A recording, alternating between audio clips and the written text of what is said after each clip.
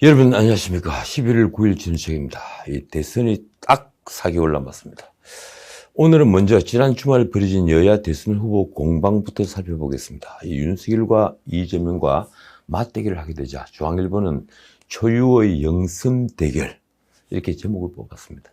인터넷판 제목은 이렇습니다. 이 초유의 영선 대결 역대급 비호감. 이번 대선에 영선이 대결에서 알 수 있듯이 대중은 중앙 정치인들에게 신부를 내고 있습니다. 그걸 뒤집어 보면 두 사람 다 중앙 정치에 경험이 없다는 것은 국가를 경영할 능력이 검증되지 않았다는 말이기도 합니다. 그런데도 문재인 정권 5년에 분노한 보수 우파 대중은 윤석열의 승리를 지금 낙관하고 있습니다. 인터넷 댓글엔 정과 사범대 검찰총장의 대결이라는 비아냥이 쏟아지고 여의도 찌라시에는 이재명 낙마 플랜 B라는 말까지 나왔습니다. 재밌는 것은 민주당이 국민의힘 경선에서 민심에서는 홍준표가 윤석열을 무려 10.27%포인트나 이겼으면서 막상 당심에서 조직표에 참패해 결국 윤석열이 후보가 된 걸 두고 이렇게 호평한 겁니다. 동네 저수지에서 뽑힌 선수다. 그러자 국민의힘 이준석은 이재명은 민주당 3차 투표에서 당심도 민심도 버린 후보였다고 저격했습니다.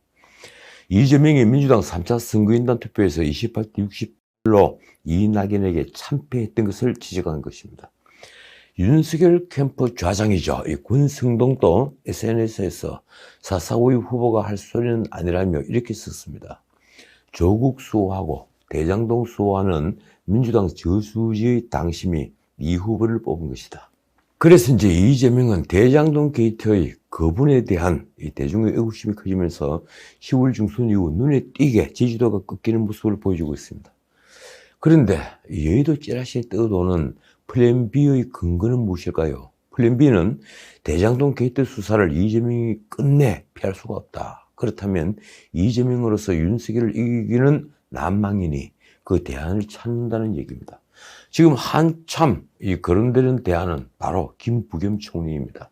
그는 이재명이 강하게 요구한 전 국민 재난지원금을 재정에 여력이 없다면서 단칼에 잘라 주목을 받고 있습니다. 솔직히 말해 전 국민 재난지원금은 이재명의 또 하나의 실책입니다.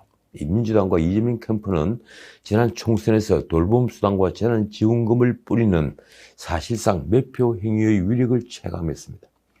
그래서인지 내년도 예산을 심사하는 정기국회기간에 정부안과 동떨어진 전국민 재난지원금을 요구한 것입니다.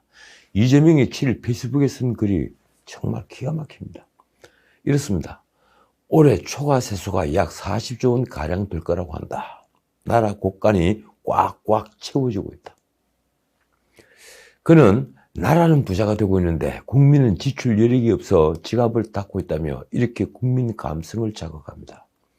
부자 나라에 가난한 국민이 온당한 일이냐. 이 말은 전 국민 재난지원금을 반대하는 윤석열을 향한 공격이기도 하지만 재난지원금 추가 지급을 못하겠다는 문재인 정부를 공격하는 말이기도 합니다. 과연 이재명의 말대로 나라 곳간에 꽉꽉 채워지고 있는 것입니까? 이건 대놓고 하는 거짓말입니다. 문재인 정부는 올해 초 세수 결손을 보지 않으려고 세수 전망치를 아주 낮게 잡았습니다. 그런데 세수가 40조 원 정도 더 거쳤습니다. 그 절반 정도는 주식 거래소와 부동산 폭등으로 인한 양도소득세 그리고 종부세 등입니다. 부동산 정책 실패가 가져온 세수 증가이니 이런 아이러니도 없습니다. 그런데 이 돈은 지난 6월 재난지원금을 뿌린 2차 추경 35조 원을 편성하면서 대부분 다 썼습니다. 문제는 올해 예산 558조에 2차 추경까지 604조 원을 넘는 총 예산에서 적자폭이 적어도 90조 원이나 된다는 것입니다. 그 결과 올해 말 국가 채무는 965조 3천억이나 됩니다. 그런데도 이재명은 곳간이 텅 빈 것이 아니라 곳간이 꽉꽉 채워지고 있다고 합니다. 왜 이재명과 민주당은 초과 세수에도 빚이 산더미처럼 늘고 있다는 진실을 말하지 않는 것입니까? 어쨌든 이런 감성에 호소하는 정책을 쏟아내는 걸로 과연 대장동 게이트로 설렌 국민의 눈을 돌릴 수 있을까요? 하긴 윤석열도 재정을 끝내지 않은 건 마찬가지인 것처럼 보입니다. 그는 새 정부 출범 100일 동안 50조 원을 투입해서 정부의 영업 제한으로 인한 자영업자의 피해를 보상하겠다고 말했습니다. 어제 조선일보 일면 헤드라인입니다. 그 50조 원을 예산 지출 경정으로 마련하지 않는다면, 만약에 추경을 해서 빚을 낸다면 국가 채무는 보수 정권에서도 급증한다는 비판을 받게 될 것입니다. 어떻든 윤석열, 이재명 모두 청년들에게 달려갔습니다. 이재명은 동대문구 청년 공유주택을 찾아가서 고기를 굽더군요. 그가 페이스북에 쓴 글은 역시 청년들이 감성에 호소하는 글입니다. 희망 잃은 청년을 구하기 위해 포퓰리즘이 필요하다면 포퓰리즘이라도 기꺼이 하겠다. 그는 그 뒤에 이런 말도 했습니다. 소리 없는 사람들이 서러운 삶과도 함께하는 이재명 정부를 만들고 싶다. 정말 대단한 감성 호소 능력입니다. 이 나라가 온통 헤어날 수 없는 수렁에 빠져드는데 대통령 후보가 내놓고 포퓰리즘이라도 기꺼이 하겠다면 청년들이 과연 환호할까요? 그 포퓰리즘으로 인한 빚은 모두 청년들이 갚아야 하는데 말입니다. 야당은 진정 이재명이 민심을 존중한다면 여론조사에서 65%가 넘는 대장동 게이트 특검 도입 민심부터 살피라고 했습니다. 대장동 게이트를 두고 공방도 이어졌습니다. 이재명은 자신의 미래를 말하는데 윤석열은 주로 과거 이야기를 하는 측면이 있다고 공격했죠.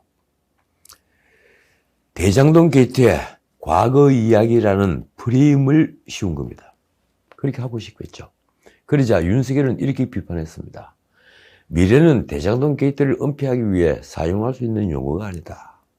이 후보의 발언은 대장동 탈출 작전 그 이상 그 이하도 아니다.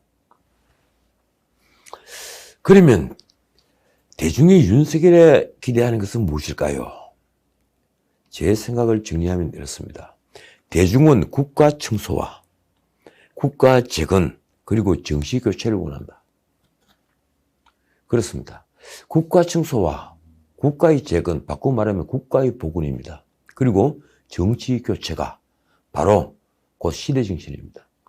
대중은 문재인 정권이 만든 신적폐에 분노합니다. 그들이 공정과 정의를 외치면서 끼리끼리 권력을 나누는 것을 보았습니다. 국가의 행정, 입법, 사법, 삼권을 독점하고 마침내 언론까지 장악하는 것을 보았습니다. 무엇보다도 무기력한 야당이 그런 권력을 전혀 견제하지 못하는 것을 지켜보았습니다. 권력은 한 번도 경험해보지 않은 나라를 보여줬습니다. 국가의 타락이라고 해야 합니까? 아니면 몰락이라고 해야 합니까? 결국 국가 청소, 국가 재건, 정치 교체 이 셋은 연결되어 있는 것입니다. 윤석열의 약점은 여전히 그가 보수를 괴멸했다는 것입니다.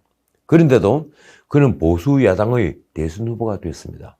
당의 조직이 압도적으로 윤석열을 지지했습니다. 그건 윤석열이 국가를 청소할 책임자로 보았다는 이유 외에는 달리 설명할 길이 없습니다. 솔직히 후보를 경쟁한 4분 중에 탄핵을 앞에서 반대한 사람은 아무도 없습니다. 유승민은 탄핵을 주도한 인물이었습니다. 그리고 홍준표는 감옥에 있는 박근혜 전 대통령을 출당시킨 사람입니다.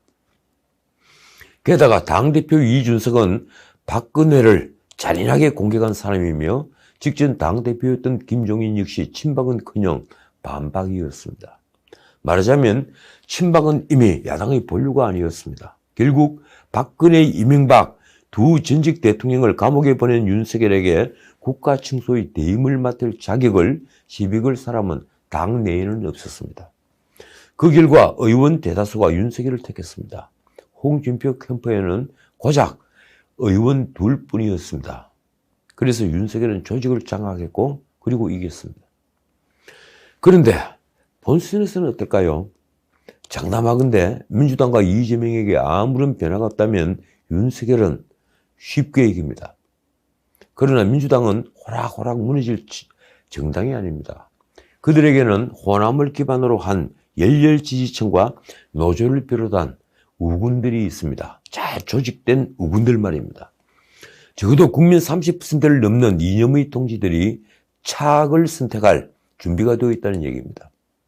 따라서 윤석열은 외인을 넓히지 않으면 안 됩니다. 그러려면 다시 대중을 끌어들일 모멘텀을 만들어야 합니다. 그 전제 조건은 선대위 원팀입니다. 따라서 지금 윤석열은 친박 반박을 불문하고 진정한 원팀을 만들어야 한다는 말입니다. 그런데 대중은 정치 교체를 원하고 있습니다.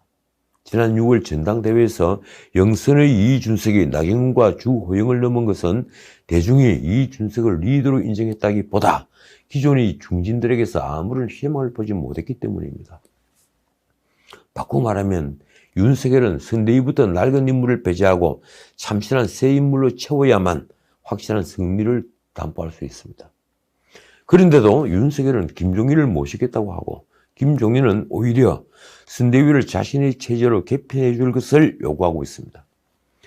감히 말하건대 윤석열 캠프의 좌장으로 김종인이 있는 모습은 윤석열을 구태 정치인으로 보이게 할 것이며 청년층을 완전히 떠나게 할 것입니다.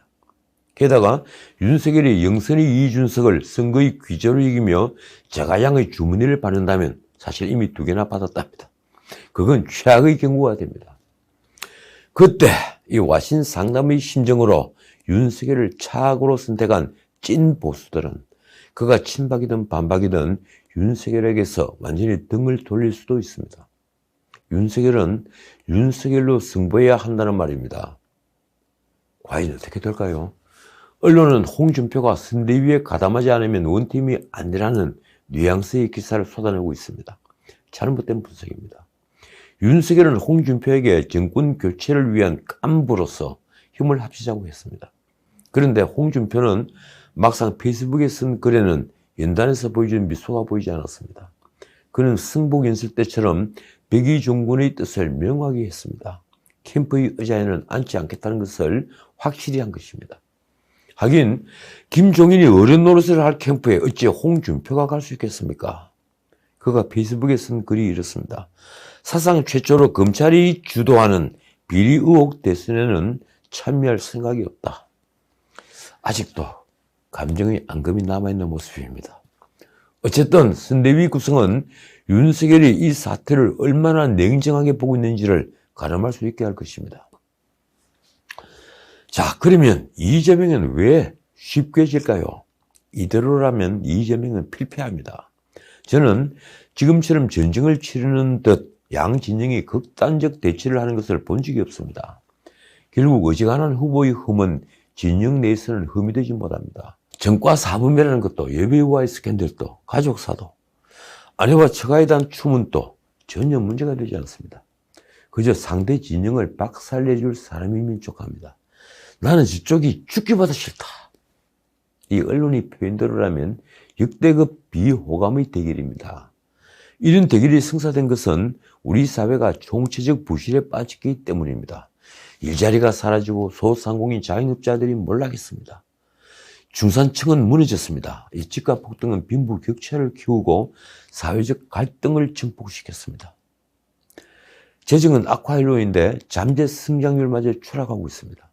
IMF는 어제 한국의 국가채무 비율 증가 속도가 35개 선진국 중에서 1위라는 보고서를 냈습니다. 이대로라면 3년 뒤인 2026년 말 국가채무는 GDP 대비 66.7%를 기록할 것이라는 IMF의 예상입니다. 올해는 GDP 대비 51.3%입니다. 이런 경제폭망에 안보는 역사상 가장 위태롭습니다. 북한은 비대식 무기인 핵을 고도화한 걸 넘어 재래식 무기도 계속 고도화하고 있습니다. 이런 판에 민주당은 이재명을 선택했습니다. 기본소득, 기본주택, 기본금융이라는 기본 시제를 내놓은 포퓰리스트들 말입니다. 그런데 대장동 게이트가 이재명과 민주당의 발목을 잡고 놓지 않고 있습니다. 그래서 나온 얘기가 플랜 B입니다. 이재명은 경선의 마지막 서울에서 졌습니다. 그것도 28대 62라는 압도적 차이로 졌습니다. 그러니 여권에서는 지금 초비상입니다. 수도권이 승부를 가릴 것은 너무 뻔한데 민심이 돌아올 길이 보이지 않는 것입니다. 그런 이재명을 여권에서 진심으로 지원할까요? 이재명은 민주당 중추로서는 아주 드문 이른바 민주화 투쟁 경력이 전무한 인물입니다. 그토록 원팀이 되어도 심정적으로 쉽게 통제하지 못한다는 얘기입니다. DJ 정부 청와대 상황실장을 지낸 장성민은 이렇게 평했습니다. 희대의 정과 사범, 부동산 부패 후보를 대선 주자로 내세우면서 민주당은 썩어도 너무 썩어버렸다. 어쩌다 주사바의 노예가 되고 부패의 주구가 되었을까? 지금 이재명의 대표 정책 기본소득에 반대하는 여론이 65%나 됩니다. 그리고 정권 교체를 해야 한다는 여론이 58%를 넘고 있습니다. 그래서 장성민이 내린 결론이 이렇습니다. 기본도덕도 갖추지 못한 후보가 나서서 기본소득을 말한다면 그 헛소리를 어느 국민이 믿겠는가? 결국 이재명은 특검의 강을 건너지 않고선 아무것도 갈 수 없다는 얘기입니다. 특검을 피하는 것은 곧 대장동 게이트의 몸통이 이재명이라는 낙인만 더 깊게 만들 뿐입니다. 이재명은 이 진퇴유곡의 상황에서 전 국민 재난지원금을 던지며 돌파구를 찾으려 했지만 아까 말씀드린 대로 역효과만 불렀습니다. 그렇지 않아도 기본소득 같은 정책으로 후한표론 못지않은 포퓰리스트라는 비난을 받던 터여서 그는 정상배라는 이미지만 강화시킨 결과를 가져왔습니다. 도대체 그는 왜 특검을 받지 않은 걸까요? 결국 그가 특검을 받지 않는 것은 대장동 게이트를 본격적으로 파헤치면 득보다는 실이 몇 배는 될 것이라는 게 자명했기 때문입니다.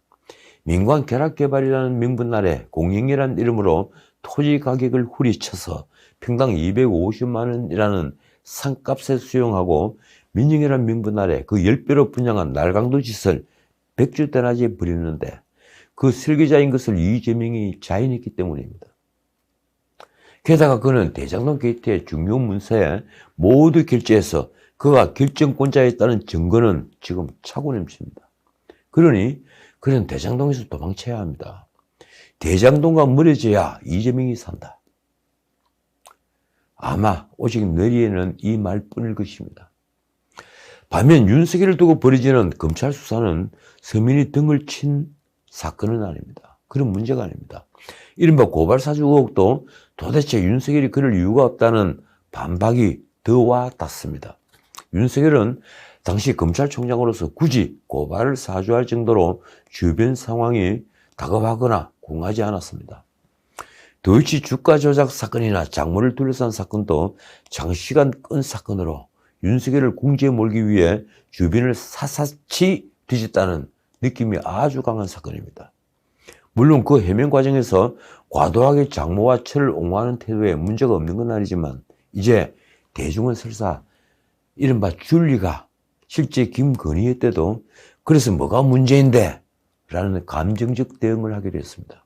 그런 문제보다 대장동 게이트는 물론 연이어 터진 백현동 게이트가 대중을 분노하게 한 반서민 범죄이기 때문입니다. 결국 이재명이 대장동 게이트의 몸통으로 인식되는 한 대선 구도는 부패 몸통 이재명과 검찰총장 윤석열의 대결 구도로 고착될 것입니다. 이 프레임이면 이재명은 어떤 일이 있어도 이기지 못합니다. 필패합니다. 여당과 이재명의 발버둥쳐도 이 대립구도를 깰 뾰족한 수가 지금은 보이지 않습니다. 이런 구도에서 승패는 불보듯 뻔하다는 얘기입니다. 게다가 민심은 오래전부터 정권 교체에 고정되어 있습니다. 아마도 이런 민심은 바뀌기는커녕 앞으로 더 가속화될 가능성이 높습니다. 폭망한 경제의 탈출구가 보이지 않으니 말입니다. 앞으로 4개월, 이 짧은 기간 안에 집값이 하향한 증세를 보이고 양질의 일자리 한 100만 개가 생기고 소득이 갑자기 늘고 그 소득에 비해 세금이 팍팍 줄어드는 일이 벌어지지는 않을 것입니다. 그러니 대선이 다가올수록 문 대통령 국정 지지도는 추락하고 민주당에 대한 지지도는 동반해서 추락할 것입니다. 아마도 이달 말에 뿌리지는 종부세 고지서는 이재명과 민주당을 다시 한번 궁지로 내몰 것입니다. 당연히 이재명에 대한 지지는 골수 지지자로 축소 고정될 것입니다. 윤석열에 불만인 사람들은 투표를 하지 않을지언정 이재명을 찍으러 투표소로 가는 수고를 하려 들지 않을 것입니다. 어쨌든 선거 때까지 불과 4개월 문재인 정부의 폭정은 바뀌지 않을 것이며 대중의 분노는 변하지 않을 것입니다. 정권 교체를 희구하는 대중은 절대 줄지 않는다는 말입니다. 언론은 이 상황을 이렇게 표현했습니다. 국민은 자신들을 벼락거지로 만든 정권으로 기억할 것이다. 자, 오늘은 여기까지입니다. 윤석열 42.3%, 그리고 이재명 34.5%. 내년 대통령 선거를 정확히 4개월 앞두고 실시한 여론조사에서 윤석열이 이재명을 7.8%포인트 앞섰습니다. 입소스가 11월 6일과 7일, 그러니까 윤석열이 경선에서 이긴 뒤에 실시한 대선 여론조사 결과입니다. 3위 안철수는 7.4%, 4위 심상정은 5.4%였습니다. 연령별로는 윤석열이 60세 이상에서 65.8%의 지지율로 이재명의 23.7%를 압도했습니다. 반면 3, 4, 50대 지지율은 이재명에 뒤졌습니다.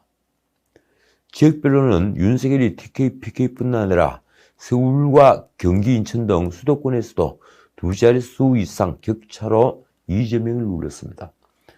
정당 지지율은 국민의힘 42.1%, 민주당은 34.4%로 민주당은 이재명과 동반 추락했습니다. 8일 발표된 리얼미터 조사에서도 민주당 청와대 지지율이 동반 하락했습니다. 리얼미터가 국민의힘 전당대회 직전인 1일부터 5일까지 조사한 결과인데, 이 민주당의 지지율은 25.9%, 그리고 국민의힘 지지율은 46.0%로 양당의 격차는 무려 20.1%포인트나 났습니다. 이 문 대통령에 대한 긍정평가는 34.2%, 그리고 부정평가는 62.9%였습니다. 한국사회여론연구소 KSOI가 지난 5일과 6일 조사한 결과도 이와 다르지 않습니다. 이 조사는 윤석열이 후보로 선출된 직후에 한 여론조사입니다. 후보 지지율은 이렇습니다. 윤석열 43.0%, 이재명 31.2%, 오차범위 밖으로 격차를 벌였습니다. 윤석열은 지난주 대비 10.6%포인트가 급등했고, 이재명은 2.0%포인트 하락했습니다. 여론 분석 전문가들은 컨벤션 효과에다가 대장동 의혹과 이재명의 포퓰리즘에 대한 거부감 등을 원인으로 분석했습니다. 자, 결론입니다. 어떻든 민심은 곧 천심입니다. 이 사람들은 이제 현란한 말재간보다는 진정성을 믿기 시작했습니다. 지금까지 전인책이었습니다.